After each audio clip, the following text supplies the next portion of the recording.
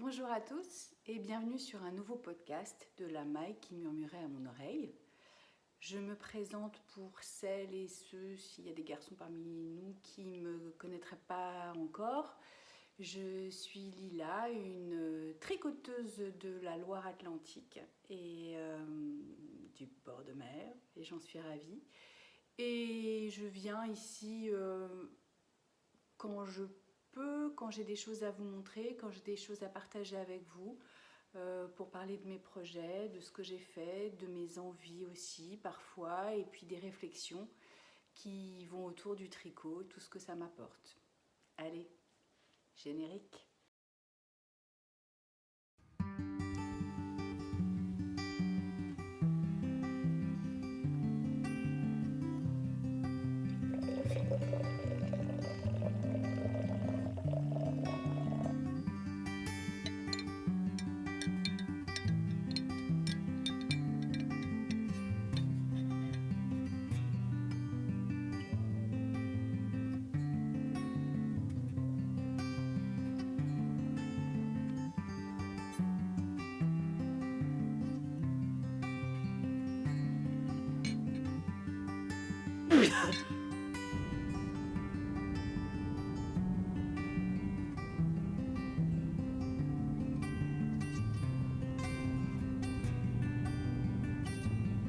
Oh merde, mes plottes.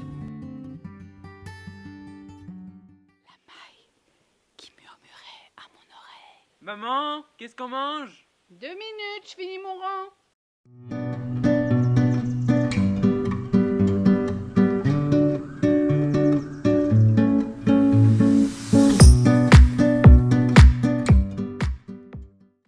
Alors, aujourd'hui, je vais commencer par ce que je porte. Et non, c'est pas quelque chose que j'ai tricoté et c'est pas quelque chose que j'ai cousu vu que c'est du coton. Mais j'avais envie de vous en parler parce que c'est une petite blouse que j'ai achetée chez une jeune créatrice qui s'appelle Une souris dans mon dressing, que vous connaissez peut-être, qui est sur Instagram beaucoup et qui habite dans le nord de la France, et j'aime bien ce qu'elle fait. Donc voilà, j'avais acheté cette petite blouse là et je la trouve toute mimi, donc voilà. Là, il fait encore assez bon, donc c'est le moment des gilets. Je mets, j'enlève, je mets, j'enlève. Un coup chaud-froid, hein, peut-être que toi-même tu sais, donc voilà. Mais là, pour l'instant, il fait bon, il y a un peu de soleil, donc et l'émotion de vous retrouver fait que je n'ai pas besoin de pull. Voilà, nous allons démarrer traditionnellement par mes projets terminés. Donc j'en avais parlé la dernière fois, oh pardon, petite plante, de mon châle. Alors je ne sais pas comment il se prononce, je crois que c'est, je sais pas, c'est Hiraeth, H-I-R-A-E-T-H, mais je crois que c'est du, je sais plus, c'est du gallois, enfin bref, c'est pas un mot que je connais en anglais en tout cas.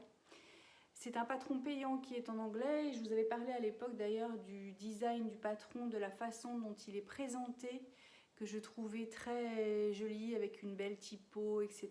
etc. Je suis toujours d'accord avec ce que j'ai dit.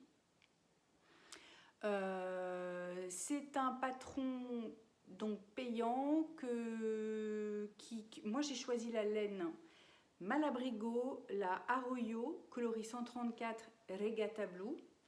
Et je vous avais dit lors de mon dernier podcast que je pensais qu'il me manquerait de la laine. Et ça n'a pas loupé. Enfin, je le savais déjà qu'il allait me manquer de la laine. Et du coup, donc c'est un châle qui se tricote en aiguille 4,5. Alors attendez que je vous retrouve. C'est un châle qui est effectivement très grand. Très très très très grand. Voilà, donc on commence par la partie la plus large. Vous voyez un peu la dimension du bidule. Avec des bandes de dentelle. Alors, je ne sais pas si vous vous rendrez compte, il y a un peu de lumière là. Mais en fait, il y a des motifs qu'on répète un coup sur la bande, à chaque extrémité, un coup sur celle du centre. Donc on alterne comme ça et ce sont en règle générale, je dis en règle générale parce qu'il y a eu quelques petites modifs, des bandes de 4 motifs, sachant que un motif de, je sais pas si on peut appeler ça de la dentelle, non, c'est du, enfin, oui, se base sur 10 rangs, se fait sur 10 rangs. Voilà.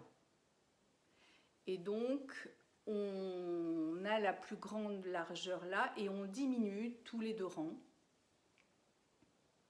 puisqu'on tricote en aller-retour. Ce qui fait que, voilà, en théorie, le côté un peu sympa, c'est qu'on diminue de plus en plus, donc on sait qu'on va vers la fin à chaque fois. Mais très honnêtement, j'ai trouvé ça très très long à faire quand même. Faut dire qu'il est grand. J'espère que vous ne serez pas trop éblouis en fait, parce que la lumière du mois d'octobre est très changeante. Donc un coup ça rentre, un coup ça sort. Voilà. Et c'est là, en fait, ce que j'avais bien aimé dans cette laine quand c'était sur internet et je n'avais pas été déçue en la voyant, c'est que c'est un mélange, je ne sais pas si vous voyez vraiment bien la couleur, vous la voyez plus terne qu'elle n'est en réalité, mais c'est un mélange de bleu avec des bleus outre-mer, des bleus marines, des presque noirs, voilà, mais qui était un petit peu, je vais pas dire éteinte, mais pas trop vive, parce que j'avais pas envie de quelque chose de trop chamarré. Or, il se trouve que je n'ai pas trouvé le dernier écheveau sur le même site que là où j'avais acheté les 3 précédents. Ce qui fait que je n'ai pas pu demander un bain particulier, enfin il en restait un en plus je crois, enfin, c'était un coloris qui était difficile à trouver. Et on voit très nettement, je ne sais pas si vous allez voir, que le dernier est beaucoup plus vif quoi.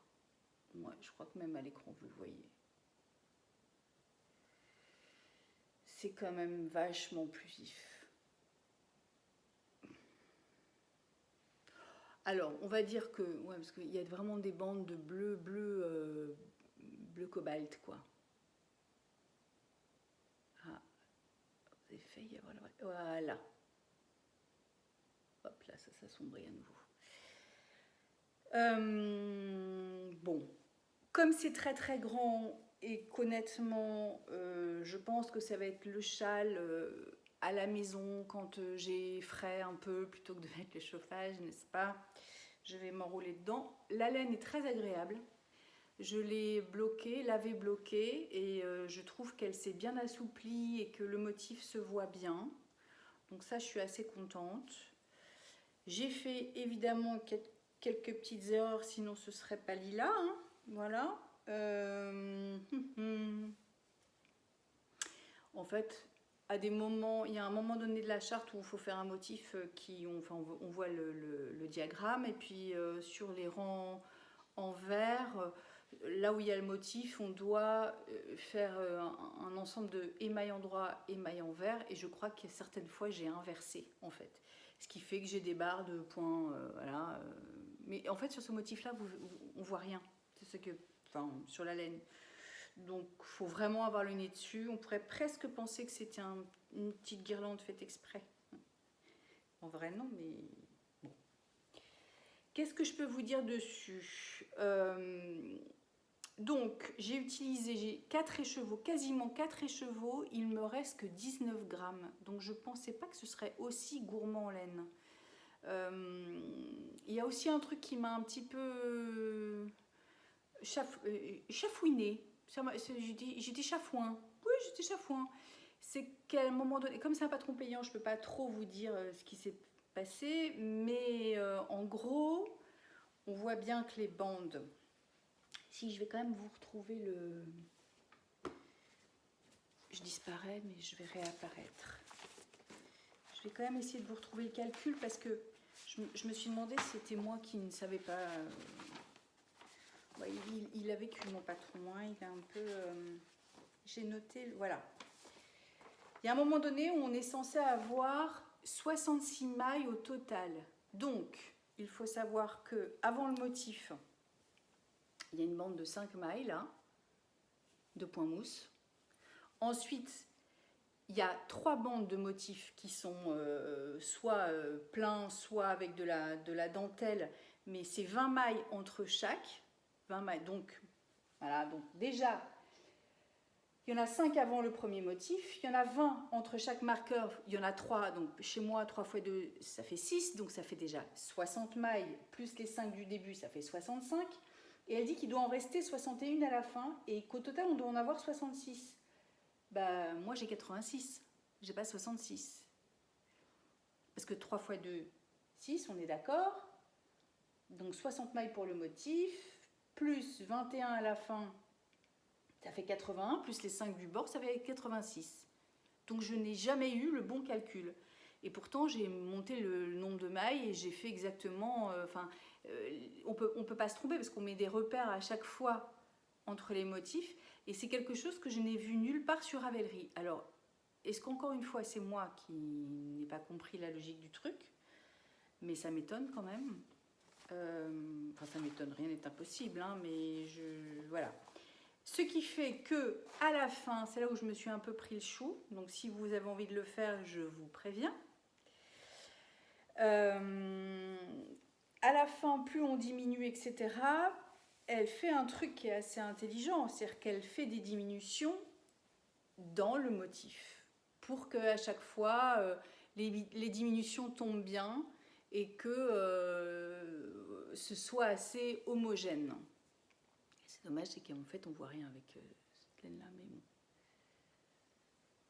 Or moi j'ai dû me creuser la cervelle pour dire voilà, je suis partie en sens inverse. J'ai dit puisqu'à la fin, avant ma bande de motifs, il doit me rester tant de mailles sur mon rang à tel moment. J'ai donc calculé le nombre de motifs qu'il fallait que je fasse encore, sachant qu'un motif faisait 10 rangs, pour tomber juste sur le nombre de mailles. Ce qui fait que moi j'ai des bandes à la fin, au lieu d'avoir 3 ou 4 motifs qui se répètent, c'est ça, j'en ai plus que 2 certaines fois, donc j'en ai fait 2, enfin je sais plus, je me suis débrouillée comme ça. J'ai dû donc faire un peu de... Bon, in fine ça s'est bien passé, j'ai réussi à le terminer, j'étais très contente de le terminer. Est-ce que je vais le mettre avec un manteau? Je pense pas sincèrement parce que c'est très grand. Donc c'est plutôt... Mais moi je voulais plutôt un châle pour rester voilà, dans les maisons fraîches, l'hiver, quand on a un petit coup de... Voilà, petit coup de frais. C'est pas quelque chose forcément que je vais mettre avec un manteau, je pense que c'est beaucoup de tissu. Mais du coup, il faut le savoir, c'est que ça mange pas mal de laine. Je ne m'étais pas imaginé bêtement que ce serait aussi gourmand en laine. Écoutez, c'était sympathique. Est-ce que j'ai eu hâte de le terminer? Oui, on va pas se mentir. À la fin, j'en avais un petit peu ras-le-bol. Mais en plus de ça, j'ai mis un peu de temps à le terminer parce que comme c'était long, j'ai alterné avec d'autres choses, d'autres hauts que vous avez vus avant dans l'année podcast. Donc voilà.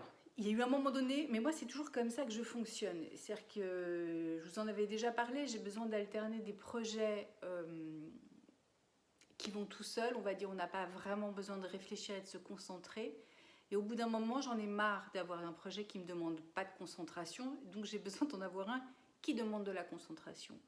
Et donc, j'ai des périodes, ou des moments de la journée d'ailleurs. Je crois que c'est Christelle Dandemaille et moi qui en parlait d'ailleurs des moments qu'elle choisissait pour le tricot où il faut compter, il faut regarder un dessin. C'est un truc qui me gratte. Les moments de la journée où par exemple le soir où on n'a pas envie parce que la luminosité n'est pas la même, on n'a pas envie, surtout si on regarde un film ou en plus ça moi on regarde beaucoup de films en anglais et en VO, sous-titrés en français, mais quand même je fais travailler comme ça, je ne perds pas mon anglais. Mais c'est vrai que c'est compliqué de faire attention à un film en même temps que de compter et de ne pas se paumer dans son dessin, surtout que moi j'ai pas une lumière le soir sur le canapé, voilà, j'ai pas une super lumière, donc le soir c'est plutôt le tricot, voilà, les chaussettes où il n'y a pas c'est en rond, voilà, où il n'y a pas d'augmentation, pas de diminution, et les pulls pareil, les mères de Jersey comme on dit. Donc j'alternais pas mal entre ça et puis d'autres projets. Et à un moment donné, c'est voilà, c'est ça que je voulais vous dire, ça fait régulièrement ça. Quand ça a trop traîné, il y a un petit moment où je vais aller. Maintenant, c'est bon, ça suffit. Celui-là, je l'ai assez vu. J'ai hâte de le terminer, qu'on n'en parle plus. Donc, je m'y mets à fond pendant ce qu'il faut, 10 jours, machin. Et je le termine. Et après, je suis très contente de l'avoir terminé. Donc, c'est le cas. Voilà, je l'ai terminé. Voilà. C'était bien. C'était différent. C'était bien. Après... Ah oui, ça c'était en 4,5, mais je me souviens qu'au même moment, je tricotais un petit haut que je vous avais montré et cru en 3. Et en plus, j'avais fait un autre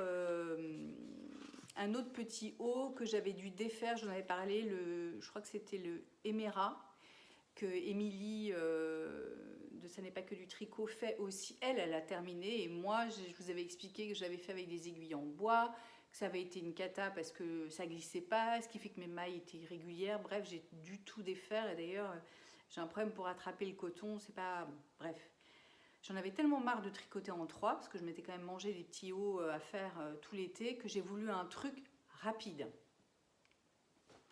Il y a eu aussi le moment où toutes les laines qui contenaient l'alpaga étaient un peu en réduc, patati patata. Je me suis dit qu'à cela ne tienne, je vais chercher un petit patron sympa. Donc je suis allée sur Drops et puis j'ai trouvé un patron qui s'appelle le Louise Slipover, voilà, et qui est tricoté, donc c'est un patron gratuit, français, anglais, ce que vous voulez, qui se tricote en aiguille 8 et 9 avec, alors moi j'ai choisi, donc c'est la Wish de Drops. La Wish, c'est 50% alpaga, 33% coton et 17% laine. Et moi, j'ai pris le coloris numéro 11, Tabasco. Voilà. Et j'avais envie de me faire un slip-over, c'est-à-dire une espèce de poncho comme ça, de petits vêtements, enfin de gros trucs que je mettrais pour aller promener mes toutous, ou quand j'ai envie de faire une balade dans la campagne et que j'ai pas forcément envie de mettre un vrai manteau, un truc, voilà, que j'enfile, que je vais pas enfiler là parce que je vais crever de chaud, mais donc en gros, il y a un fil que j'ai oublié de rentrer, mais voilà. Donc c'est un patron, je ne l'ai pas bloqué encore, il y a les côtes qui rabiquent. C'est un patron qui est extrêmement simple, hein. Tellement simple que forcément j'ai fait des bêtises, parce que sinon, voilà, parce que ça c'est le problème aussi de quand on n'a pas à réfléchir, ben, on se gourre quand même de temps en temps, enfin ça a été mon cas. En gros, vous montez un certain nombre de... Enfin, c'est des carrés, voilà, des carrés, des demi, qu'on monte séparément en aller-retour, du coup. On fait... Où est-ce que je peux vous montrer ça? Voilà, des côtes en bas. Ensuite, alors je ne sais pas pourquoi l'avant rebique alors que l'arrière ne rebique pas. Mystère. Pourtant, j'ai fait la même chose, hein. Donc, on fait une bande de côte en bas. Ensuite, on fait, on commence et on termine chaque morceau par des points mousse, des mailles de points mousse. Je crois que c'est 5 mailles. Et ensuite, c'est du jersey, jersey, jersey, jersey, jersey, jersey. Sauf que, pas jersey, jersey en vrai, on est censé faire des diminutions juste au-dessus des côtes, que j'ai très bien fait. Ah, mais c'est peut-être pour ça que ça ne rebique pas au dos. Que j'ai très bien fait au dos, parce que j'ai lu le patron, que j'ai complètement oublié de faire à l'avant. Donc je me suis retrouvée, parce que le truc c'est qu'ensuite on fait des diminutions au niveau de l'encolure, voilà, tac, on n'en fait plus sur le devant que sur le dos. Et donc on est censé forcément se retrouver avec un même nombre de mailles sur chaque partie, hein. On assemble les épaules en grafting. Donc ça, j'ai trouvé ça assez sympa à faire, voilà. Et ensuite, on va, avec une aiguille, repiquer dans les mailles existantes de l'encolure et tricoter en circulaire un col plus ou moins long. Il donne des indications, je crois que c'est 15 ou 20 cm, voire plus si c'est un col doublé, on peut le coudre, etc. Moi j'ai choisi de faire, qu'est-ce que j'ai fait, 20 cm je pense, parce que j'avais envie d'un truc voilà, que je peux porter comme ça, s'il fait froid, que je peux retourner. Donc moi, ce qui s'est passé, c'est que comme je me suis rendu compte, tout à la fin, au moment où j'allais faire mes diminutions pour l'encolure, je me suis rendu compte que je n'avais pas le même nombre de mailles puisque j'ai oublié de faire les diminutions tout en bas. Je me suis dit, qu'à cela ne tienne, je vais les faire planquer, enfin planquer, non justement pas planquer, je vais les faire tout en haut pour obtenir le même nombre de mailles et que mes épaules soient de la même, enfin que j'ai le même nombre de mailles sur chaque épaule pour pouvoir faire mon grafting. Donc évidemment, vu la taille, vu la grosseur de la laine et des aiguilles, ça se voit en fait. Là, on les voit bien, mes diminutions. En vrai, je m'en fous un peu. Parce qu'arriver tout en haut, en plus je m'étais dit, allez Lila, ça c'est pareil, j'avais mis du temps, j'avais commencé il y a un petit moment, et puis comme c'est, à vrai dire, j'étais très contente d'avoir un tricot épais au départ, parce que ça me changeait des aiguilles numéro 3, j'ai pas trouvé ça agréable à tricoter du tout, parce que les aiguilles numéro 9 c'est juste énorme, c'est des pieux qu'on a dans les mains. Et je ne sais pas pourquoi, mais cette fibre-là ne glissait pas très bien sur mes aiguilles. Pourtant, je faisais attention, etc. Donc j'ai eu mal aux mains. À vrai dire, j'ai eu mal aux mains. Alors au début, je l'avais commencé, puis quand je me suis rendu compte que c'était quand même vachement costaud à faire, il y a un moment donné où je l'ai laissé tomber. C'est comme avec le châle, j'ai eu un sursaut. J'ai dit, maintenant ça suffit, hop, il faut qu'il soit prêt. J'avais envie en plus de pouvoir le prendre pour aller me balader sur mes chemins de campagne. Et voilà. Donc je ne l'ai pas encore mis, j'avoue, parce que je viens de le terminer il y a 2 jours, je crois. Et je vois que j'ai encore un fil à rentrer. Je ne l'ai pas bloqué, du coup, enfin voilà. Et surtout, ce qui manque, oui, je ne vous l'ai pas dit. Donc sur un des côtés, on doit faire des boutonnières. Dans la bande, mais c'est de quel côté ? C'est là. Voilà, on doit faire des boutonnières. Hop, donc hyper simple avec, si je vous montre à l'endroit, ce sera peut-être plus sympa, avec des jetés. Donc il faut encore que j'achète des boutons, 25 mm. Je voudrais trouver des gros boutons en bois.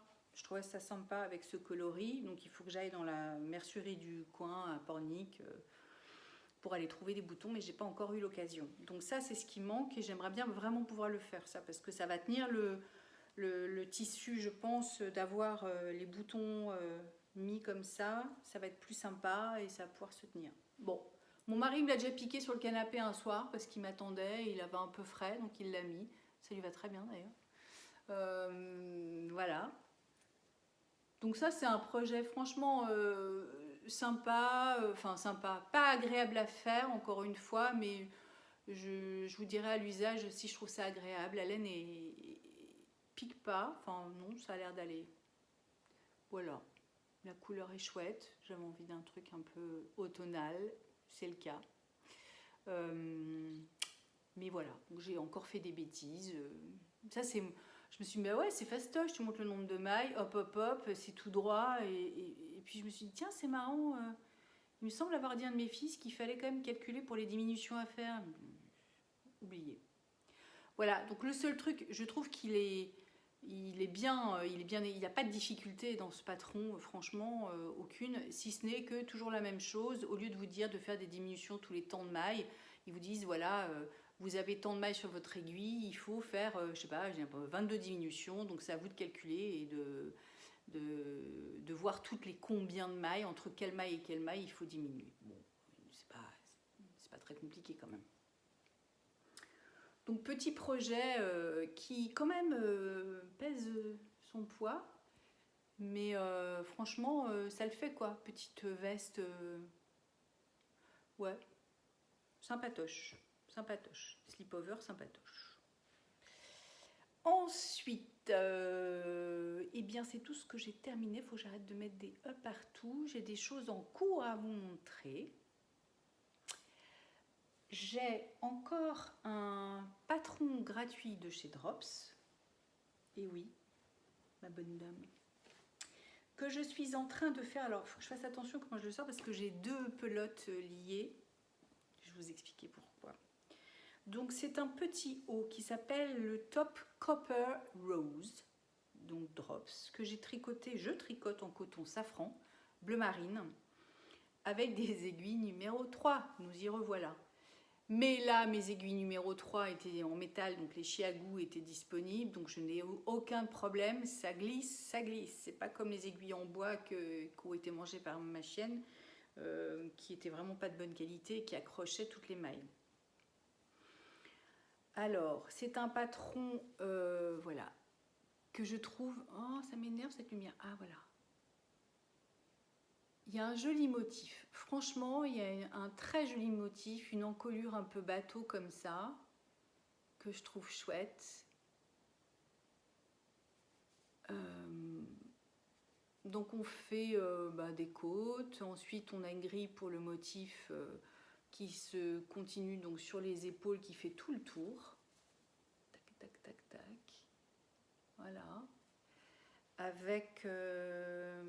me semble-t-il qu'on fait des augmentations au niveau des épaules aussi. Oui. Et puis, ouais, c'est ça. Oui, c'est ça. En fait, on fait comme un... Oh, vous voyez pas là? Voilà. Comme un raglan là. Tac, la ligne d'épaule.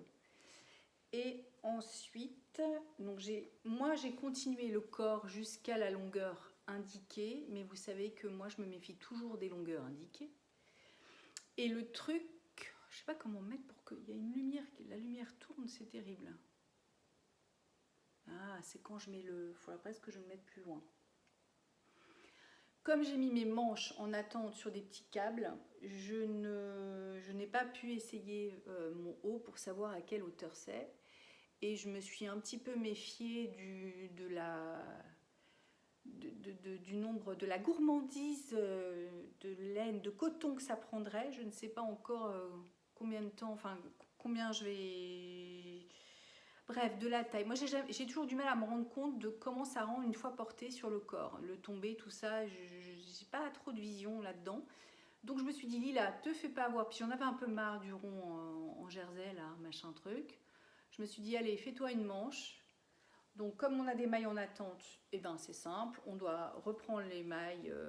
Enfin, moi, je les ai mis en attente. Voilà, sur un câble. Cette fois, j'étais vachement maline. Enfin vachement maline, je me suis offert le petit kit bleu chiagou. Donc ça c'est top parce qu'effectivement pour les manches c'est vachement chouette. Donc j'ai mis ça en attente sur mon petit câble. En revanche comme ça se tricote en aiguille 3 et que dans le kit bleu il n'y a pas ça commence à 3,5, j'ai pris mes grandes aiguilles normales de mon kit chiagou classique, mais ça passe, ça le fait. Parce que c'est du coton, donc c'est assez ample hein, quand même. Et puis ça fait des petites manches comme ça, toutes un peu amples, un peu ballon, avec une bande de côte. Alors les manches sont 3/4, c'est ça qui m'a plu aussi dans ce haut, c'est que c'est pas... j'aime bien moi cette taille de manche là. Voilà, et on termine par une bande de côte 1,1 sur 5 cm.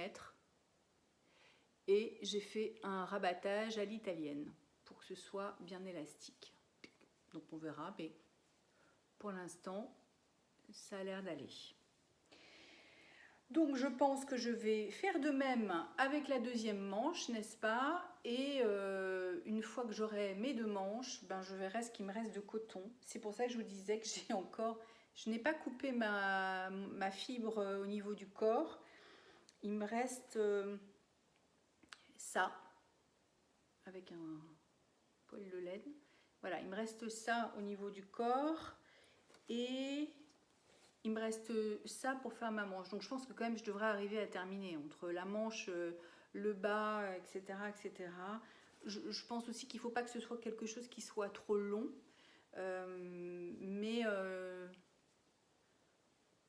Ouais, à mon avis, j'ai du mal à me rendre compte du tombé. Donc quand j'aurai les deux manches, comme là j'ai mis en attente sur un Scooby-Doo qui n'est pas très grand, je sais pas une taille immense. que je vous avais expliqué que là, comme c'est du numéro 3, il faut vraiment un vrai Scooby-Doo les plus fins. Ceux que j'ai, moi, ceux qu'on vend là comme étant câbles de trucs, que j'avais trouvé dans un... Je sais plus si c'est un truc de bijoux ou si c'est ceux qu'on vend vraiment en mercerie, je me souviens plus, mais il est plus épais, ce qui fait que ça passait pas, ça glissait pas, le coton glissait pas. Donc j'avais récupéré un Scooby-Doo et un vrai qui a un diamètre plus petit et du coup ça passe, mais le câble est pas...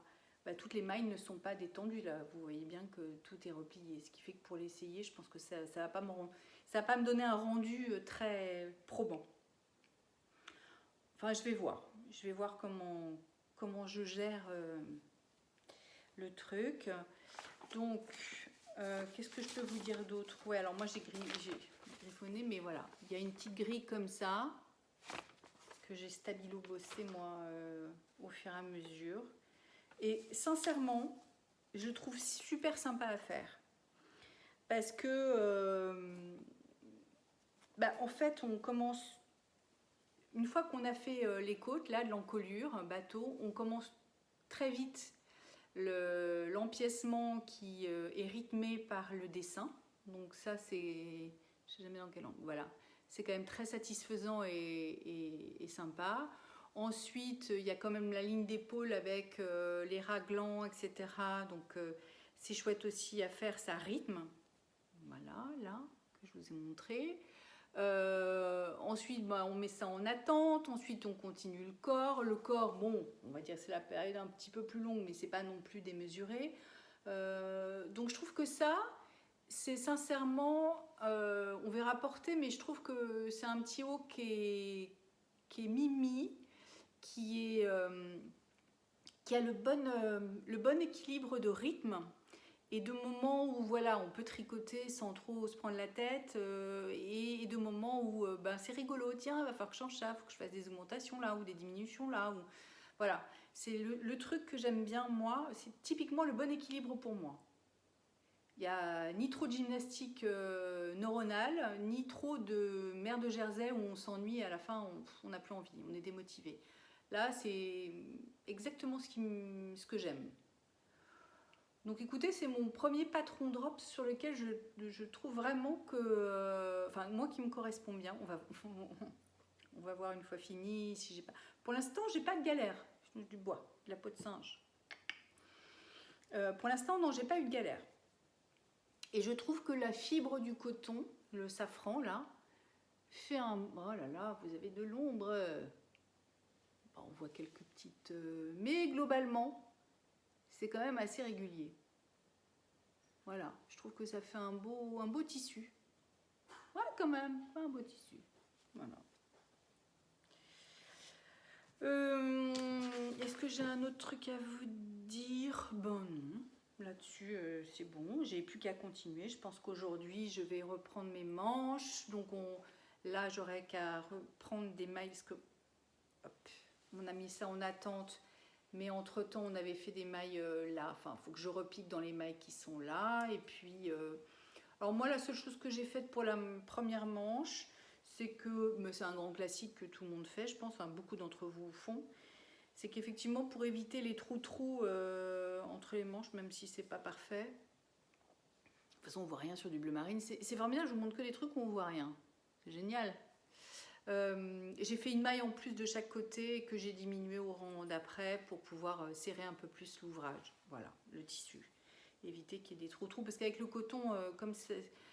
Ouais, le coton quand même, comme ça s'agrippe pas, la fibre ne s'agrippe pas, c'est vrai que c'est pas forcément évident de faire des choses qui ne marquent pas trop.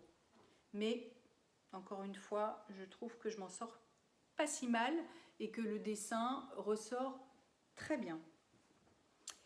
Donc voilà, c'était le Copper Rose de Drops. Et mes chiens commencent à s'agiter. Ensuite, je vais vous parler de ce que j'ai en cours également. Je vous avais déjà montré, mais elle n'était pas beaucoup avancée. Je suis en plein dans une paire de chaussettes. Voilà. toujours ma petite recette que j'ai sur internet, là que j'ai trouvée, Balouisette d'Isabelle Germain. Que donc moi je tricote dans une laine du bruit des aiguilles. Voilà. Avec un contrastant. En fait, j'avais acheté, ben c'est la première fois d'ailleurs, le kit mystère, le club mystère d'août qui s'appelle Promising Young Woman. Voilà, le bruit des aiguilles. Et donc, il y avait un petit contrastant framboise comme ça. Il m'en reste ça. Donc, moi, j'ai fait des côtes classiques de 2.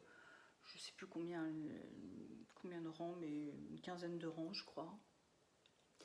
Ensuite, alors pour une fois, j'ai fait la tige beaucoup plus longue que je n'en ai l'habitude. Moi, souvent, je faisais des chaussettes pas très hautes, mais là, j'avais envie, comme il me semble qu'il y a assez... Alors, je ne suis pas coutumière du fait des...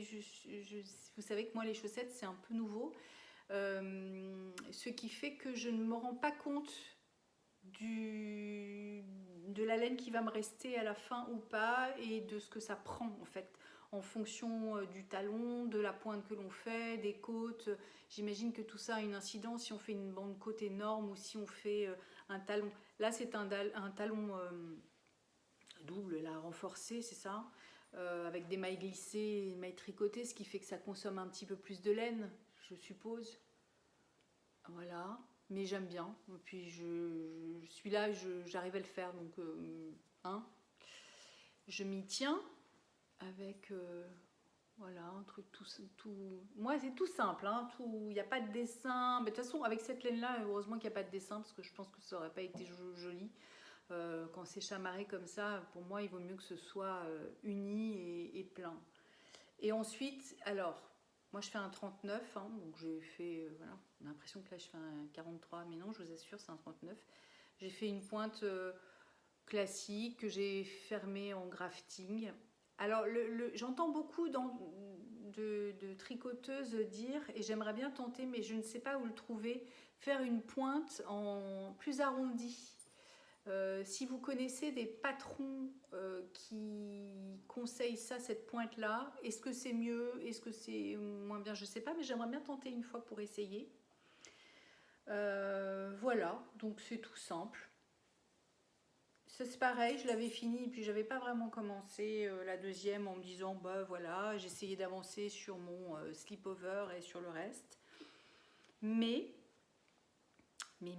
j'ai commencé la deuxième, il y a de ça pas longtemps d'ailleurs, il y a de ça, je l'ai commencé jeudi soir, j'ai un bon repère, jeudi après-midi, et je peux vous dire quel est mon repère, parce que j'ai eu mon premier café tricot. Apéro tricot d'ailleurs, plutôt que café tricot, puisque c'était le soir. Et comme j'avais juste mon t-shirt en coton, là, bleu marine, que je vous ai montré, qui était en cours avec des pelotes à droite à gauche, je me suis dit non, ça, je ne vais pas pouvoir emmener ça le soir. C'est un truc à me tromper et tout. Donc, il faut absolument que j'ai une deuxième chaussette, une chaussette à monter sur mes aiguilles. Ce qui fait que dans l'après-midi, j'ai monté mes petites bandes de côte. Je voulais que le contrastant, voilà. Et puis je crois que j'en étais là. Et voilà. Et ça, c'est depuis ce matin. Juste, j'ai fait ça en allant faire mon marché. Je m'amuse.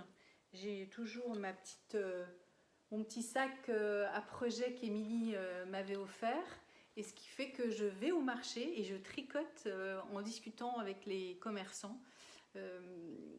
Ça m'amuse beaucoup de voir la réaction des gens. Et en fait, je me rends compte que la plupart des gens s'en fichent complètement.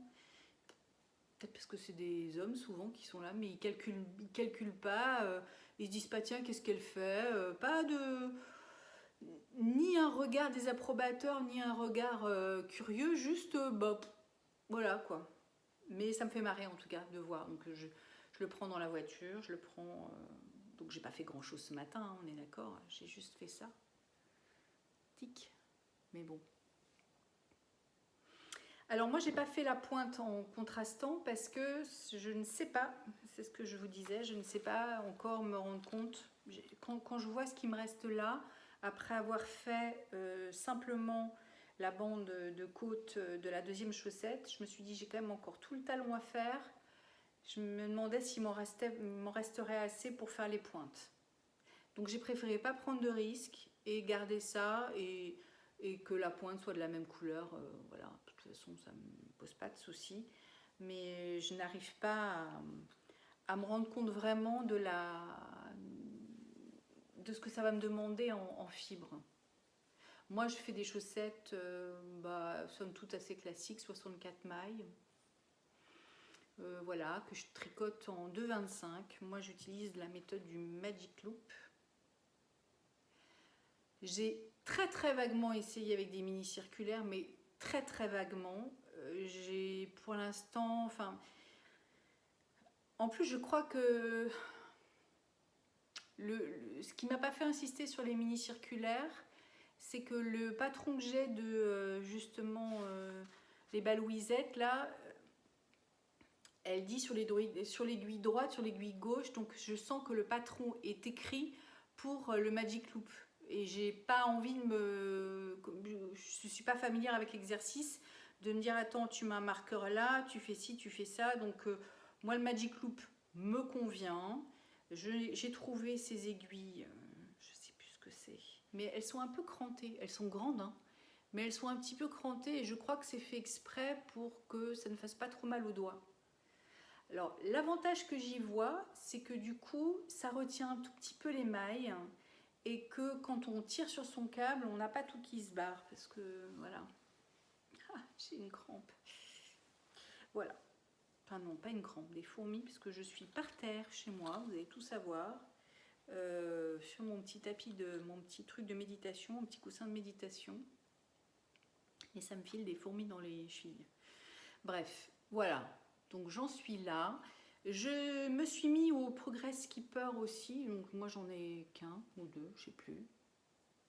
Que j'avais eu dans... Ah bah si, c'est Mademoiselle Pluche, je crois. J'avais acheté ça. Voilà. Et en fait, c'est vrai que quand on fait un tricot où il n'y a que du jersey, où il n'y a pas de motif, il n'y a pas... Voilà, c'est assez sympa de voir ce qu'on a fait. Parce que typiquement, je suis la première à ne pas me rendre compte de l'endroit où j'en suis, du progrès que j'ai fait. Et ça me permet de savoir si j'ai avancé ou pas. Et je me dis, bah tiens, t'as quand même fait ça, rien que ce matin, en faisant ton marché, quoi. Donc, pas mal. Pas mal. Petite astuce que plein de gens connaissent, n'est-ce pas? Mais voilà. Donc, dans mes projets en cours, c'est bien tout pour le moment. J'ai très envie de monter un pull, là, ça fait un moment. Mais j'aimerais bien d'abord avancer sur terminer. Moi, je ne sais pas dire si je suis mono en cours ou pluri en cours. Je crois que j'aime bien en avoir quand même plusieurs pour ce que je vous disais, chaque moment, enfin, c'est pas franchement des moments dits dans la journée, bien que si le soir j'ai besoin d'un truc qui me demande pas trop de réflexion ou de vision, c'est plutôt la vision en fait. C'est que quand il fait nuit, j'ai déjà des lunettes, mais si en plus je dois me taper lumière, machin et tout, bon. Mais c'est plutôt de la distraction, c'est changer de projet pour me distraire et ne pas trop me lasser. Parfois, je trouve que dans un même projet, typiquement quand il y a des motifs, s'il y a des rayures, s'il y a des choses comme ça permet de garder la joie de tricoter et puis un peu le côté mystérieux de dire qu'est-ce que je vais faire après, qu'est-ce qui m'attend, donc ça c'est sympa.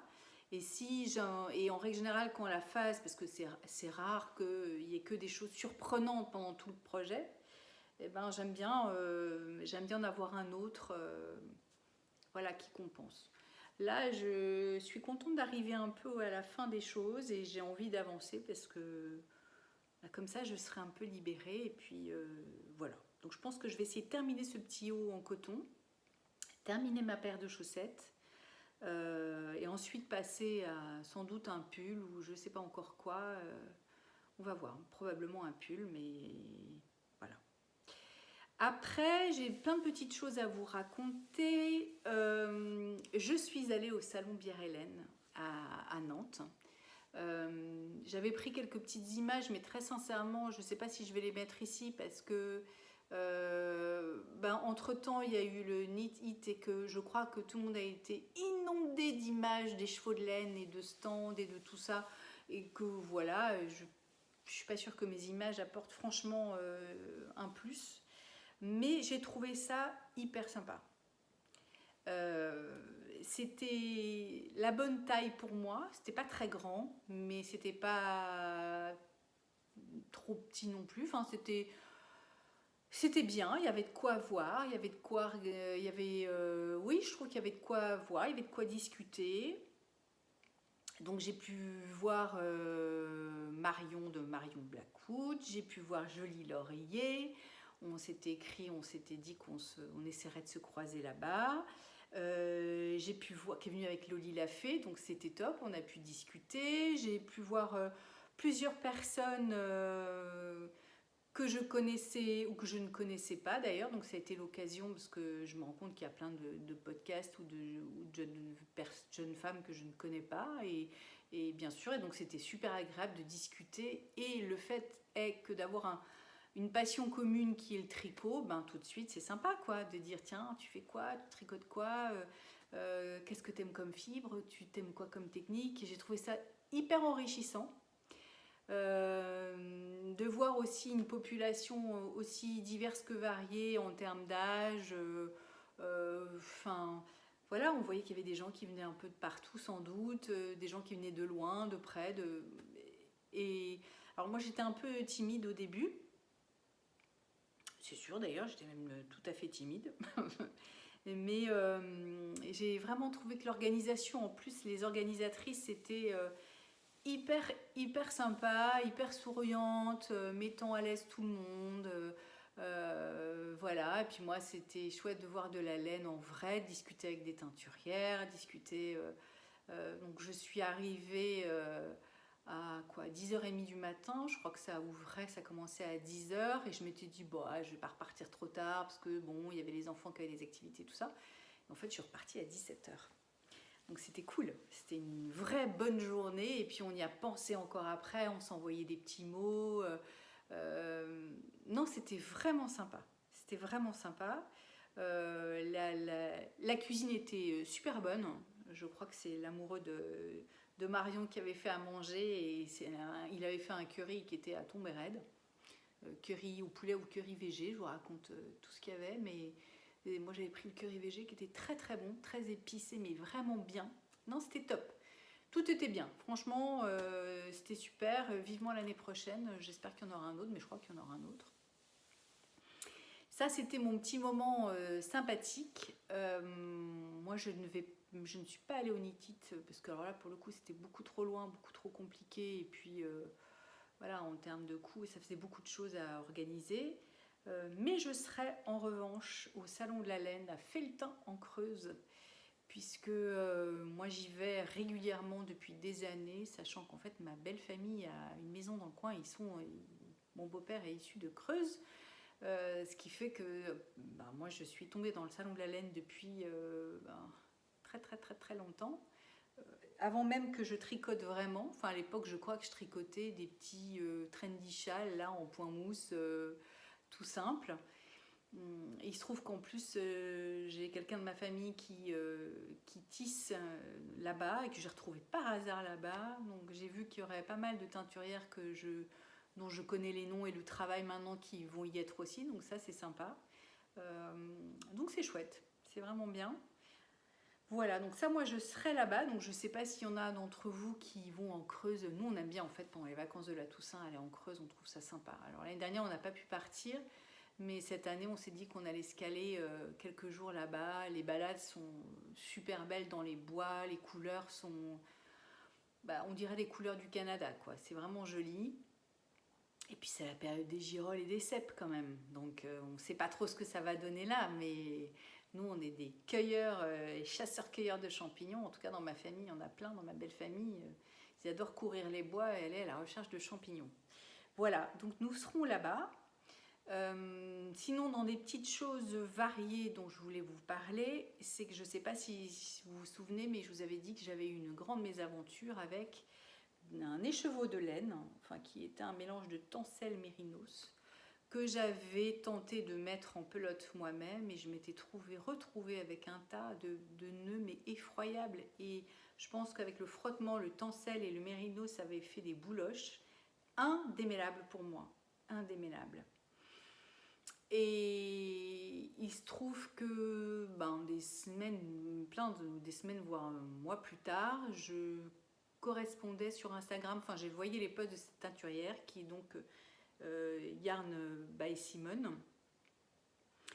Et je me suis permis lors d'un échange de lui parler de mon problème, puisque cette laine, enfin ce tissu cette fibre vient de chez elle. Mais j'y allais avec 10 000 précautions en disant voilà ce qui m'est arrivé, est-ce que vous sauriez comment faire, etc. etc. Et j'en parle ici parce que elle a été adorable, mais franchement adorable. Elle m'a dit mais renvoyez-moi, écoutez, faites-moi une photo. Donc je lui ai fait une photo de mon paquet de nœuds. Elle m'a dit je pense que je peux le rattraper, renvoyez-le moi par courrier.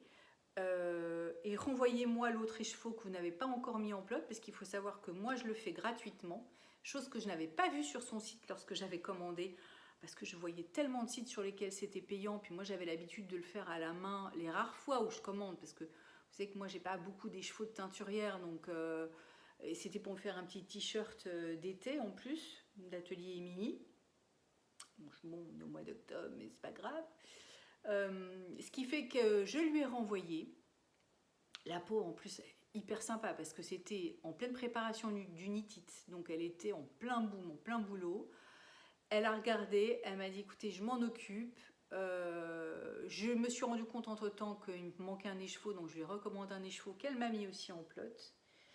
Et alors voilà, elle m'a tout mis en pelote. Donc ça c'est alors je ne sais pas lequel est neuf et lequel est, de toute façon les deux étaient en écheveau, donc ça j'y avais pas touché. Voilà, mais je les ai mis en cake. Et celui qui était bourré de nœuds, nickel quand même. Alors elle m'a dit je vous cache pas que j'ai dû couper à plusieurs endroits, donc il y aura des nœuds.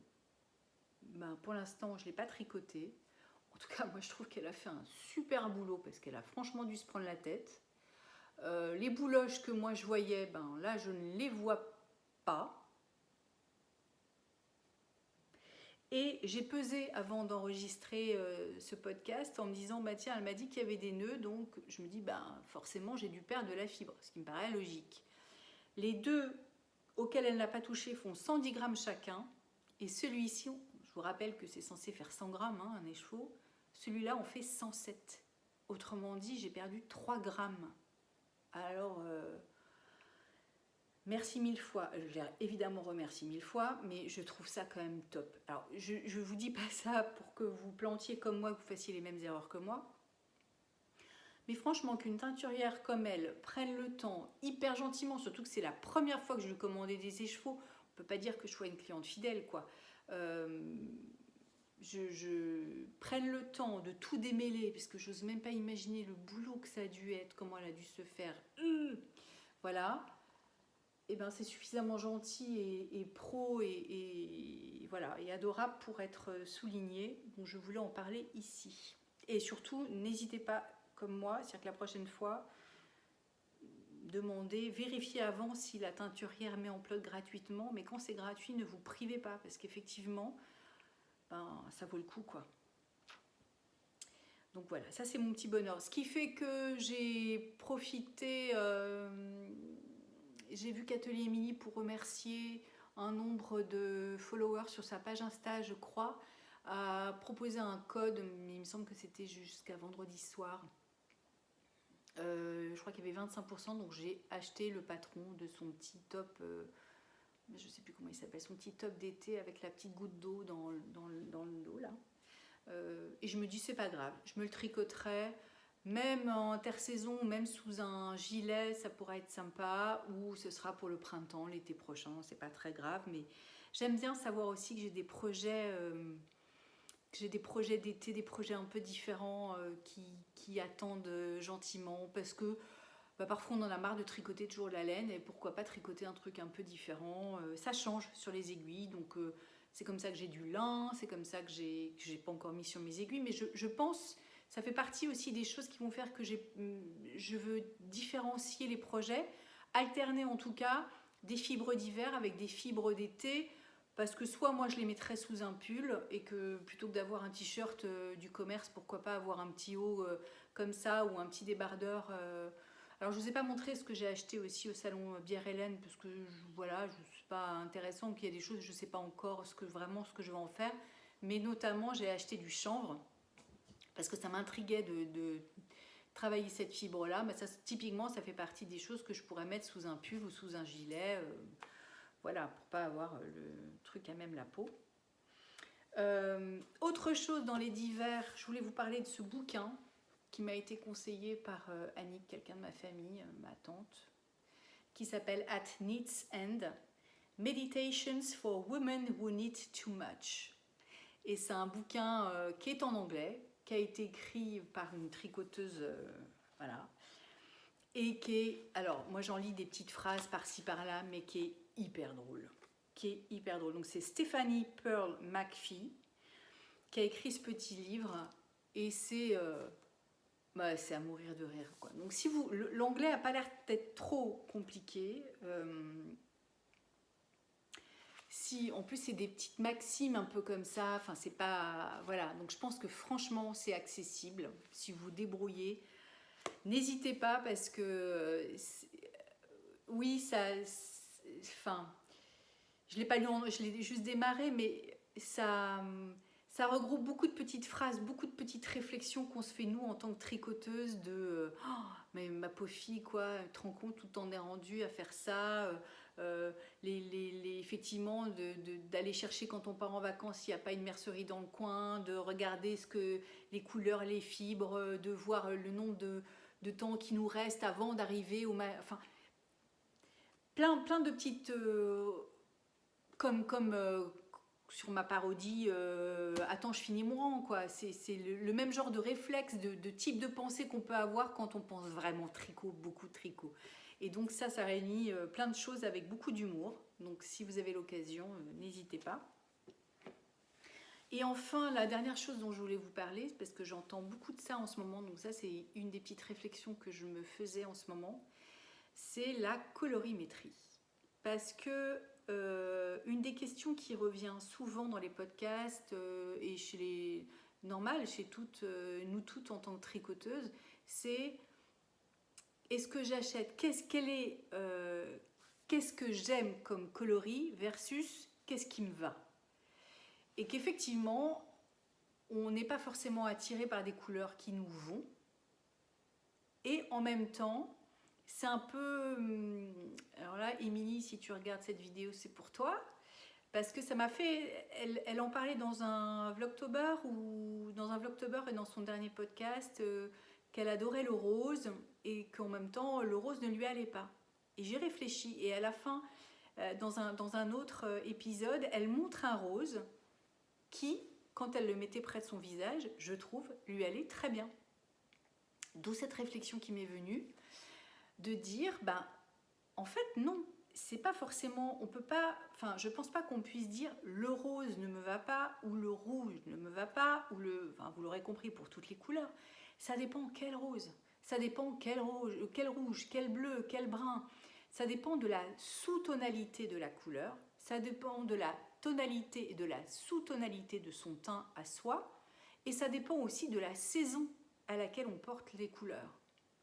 Typiquement, moi, j'ai une peau mate, donc avec un sous-ton jaune.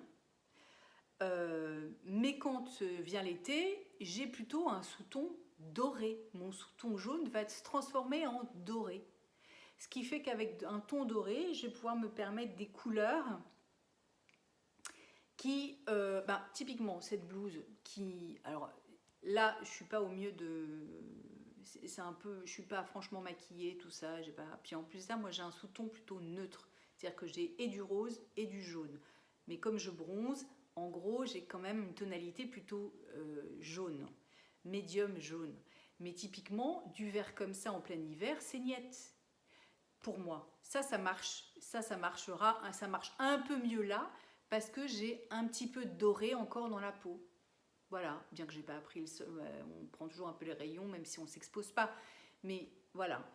Et je pense que il faut réfléchir non pas en type de couleur, mais en le gris. Moi, j'ai un gris perle qui me va bien, qui est hyper lumineux sur moi. Je trouve qu'il est joli, il me va bien au teint et au contraire, il fait frais.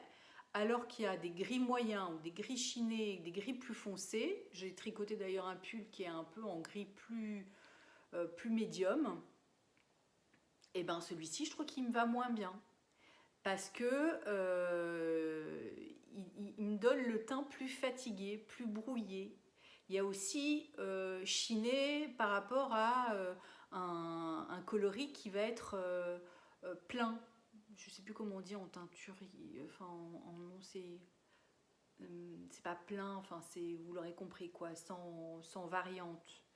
Le rose que Émilie montrait en l'occurrence, au départ elle montrait un premier rose qui effectivement était de la même couleur que sa peau, donc ça ne la mettait pas en valeur parce que c'était un rose, un vieux rose qui avait un sous-ton jaune beige. Donc quand on a le teint avec déjà soi-même un sous-ton beige jaune, ça fait couleur sur couleur, on a l'impression qu'on se noie dedans, c'est pas joli.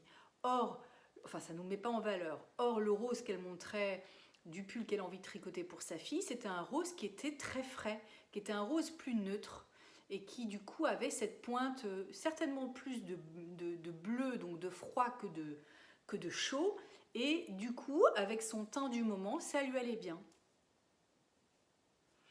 Donc je pense, j'imagine que tout le monde, enfin je ne sais pas si tout le monde se pose ce genre de questions, mais c'est intéressant de regarder un type de couleur et de ne pas refuser, quand vous aimez une couleur, de ne pas vous dire bah, moi j'aime bien par exemple le rouge, mais le rouge ne m'aime pas. Ou moi j'ai déjà entendu des gens qui me disent mais toi t'es brune donc le rouge te va bien.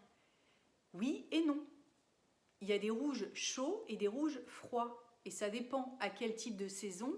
Et ça dépend... le rouge, en règle générale, le rouge chaud, donc qui va tirer plus vers le orangé, va mieux m'aller. En revanche, ça dépend parce que je peux avoir des rouges ou des roses très froids avec une pointe de bleu, donc des fuchsias qui l'été, avec un teint doré, vont bien m'aller aussi. Tout dépend de la période de l'année, tout dépend de... une chose aussi dont je voulais vous parler, tout dépend aussi de la matière. Par exemple, une fibre comme celle-ci, alors là je ne sais pas si on va se rendre compte, mais comme il y a du tencel, j'imagine qu'une fois que ça va être tricoté, ça va être un petit peu, on le voit, c'est lumineux. Ça va pas du tout donner, ça va donc pas du tout renvoyer la couleur de la même façon qu'un coton qui va être mat par exemple. Donc un orangé mat ne va pas donner la même chose qu'un orangé brillant. Là il y a une pointe un peu de corail et de rose. Bah ça typiquement, je pense que l'été ça m'ira mieux que l'hiver, à mon avis, parce qu'il est assez chaud. Et que moi, j'ai pas encore tout à fait trouvé, mais enfin, en fait, moi, il y a aussi des périodes de l'année.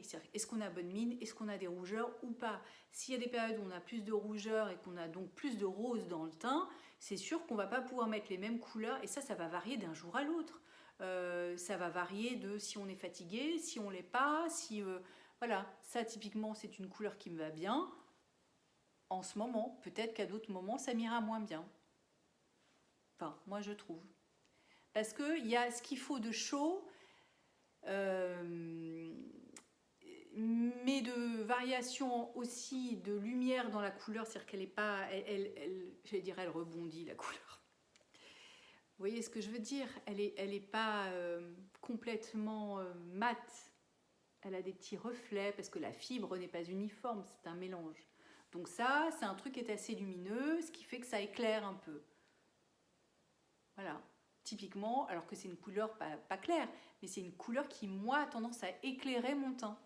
Là, pour l'instant. Est-ce que ça sera valable plus tard? Je ne sais pas. Donc, je voulais partager cette réflexion avec vous parce que je sais que c'est quelque chose qu'on entend beaucoup en ce moment. Enfin, en ce moment. C'est bah oui j'aime telle couleur mais je m'en prive parce qu'elle ne me va pas. Petite astuce également, Donc vous pouvez jouer sur les sous-tons, s'il y a une couleur qui vous va, enfin conclusion, vous pouvez jouer sur les sous-tons. Si vous aimez par exemple le rose, parce que je crois que c'est Jolie Laurier aussi qui aime le rose, mais elle dit que le rose ne lui va pas. Ça dépend, je suis sûre qu'il y a des roses qui lui vont très bien. Il faut qu'elle choisisse la bonne tonalité de rose. C'est sûr que moi typiquement si je prends un rose poudré, un vieux rose, il y aura trop de jaune dedans, donc c'est pareil, ça ne m'ira pas. Si je prends un rose plus vif, peut-être qu'il m'ira mieux, mais il faut qu'il ait le bon équilibre de chaud et de froid. Donc il faut jouer sur les sous-tons, sur la matière, savoir qu'est-ce que ça donne mat ou brillant, quand je dis brillant, satiné. Et également, un truc auquel on ne pense pas forcément, mais s'il y a vraiment une couleur que vous aimez, que vous avez envie de porter l'hiver par exemple, alors que ce n'est pas la couleur qui vous va le mieux, ben faites des rayures et mettez-la pas plus près du visage. Moi, je me suis éclatée avec le pull, c'est le pull Réginald, je crois, d'Aurélie Lapoule, avec des rayures pas possibles, rouge, orange, machin. Ben, il y a des couleurs qui, près du visage, ne me vont pas forcément, mais quand elles sont à cette distance-là, ça va. Ça joue ensemble. En fait, les couleurs jouent ensemble. Donc, le moutarde, par exemple, ça, c'est une couleur qui est sympa, qu'on voit beaucoup en ce moment, le jaune moutarde, le safran. C'est sûr que si je la mets près de mon visage, je vais avoir l'air malade. En revanche, si je mets une bande bleu marine ou un gris clair près de mon visage et que plus loin je mets un jaune moutarde, ça passera avec pourquoi pas un rose plus vif ou un rouge ou un machin. Ça va tout de suite renvoyer un truc, une dynamique qui va faire que la musique prend. Enfin, si je mélange les notes de musique avec la peinture et tout ça. Enfin, ouais, voilà, moi j'aime beaucoup jouer avec les couleurs, c'est un truc qui m'amuse vraiment et je me suis rendu compte qu'effectivement, on peut pas faire de... C'est un peu dommage en tout cas de faire des généralités en disant, ben moi, je suis que couleur vive ou je suis que couleur pastel ou machin. On a le droit de porter aussi des couleurs pastel si on les aime, même si c'est pas censé, ce qui est censé nous aller, mais on les habille, on les maquille autrement en les faisant cohabiter avec d'autres couleurs qui vont mieux nous aller au teint. On les met en scène. Voilà. Sur ce, les amis, sur cette histoire de mise en scène picturale et de couleurs, je vous souhaite une excellente journée. Je crois que je vous ai tout dit. Je ne sais pas quand est-ce que je vous retrouverai, mais quand j'aurai des choses à vous montrer et à partager. Sur ce, je vous embrasse et j'espère que vous allez bien et je vous dis à bientôt. Ciao!